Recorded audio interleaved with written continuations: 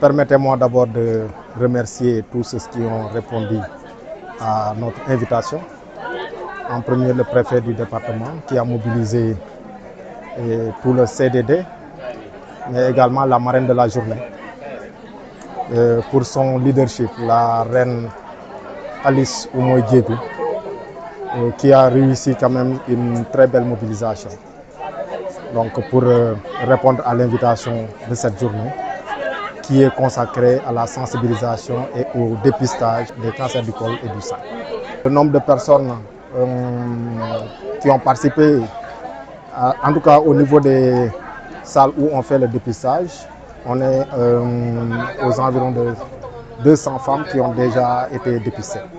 On a celles qui ont participé à la mobilisation. Certainement, la feuille de présence nous permettra de voir le nombre, mais il faut se satisfaire déjà de cette grande mobilisation de toutes les femmes du département, donc à travers ce que nous avons vu, donc les images que nous avons vues, donc cette très grande mobilisation. Pour avoir un plaidoyer fort, donc pour qu'elle puisse être notre relais, donc au niveau de la communauté, donc par rapport au dépistage, parce qu'en réalité, ces cancers, on sait que c'est des cancers qui peuvent être prévenus d'abord, mais qui, une fois détectés, tôt détectés, peuvent être pris en charge correctement. Donc c'est ça en fait le message, c'est d'abord la prévention. Pour le cancer du sein, évidemment, c'est l'autopalpation, c'est l'examen des seins.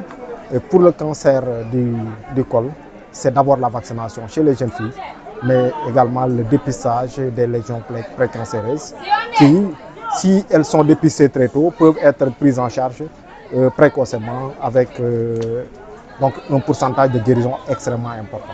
On doit avouer que c'est une étude qui nous permet véritablement d'estimer le nombre de femmes ou la prévalence de ces cancers. Mais évidemment, on n'a pas fait cette étude, mais on a quand même des femmes, effectivement, qui présentent soit cancer du sein, cancer du col, mais à un stade avancé et après qui se retrouvent bien évidemment, soit à Ziguinchor et le plus souvent à Dakar.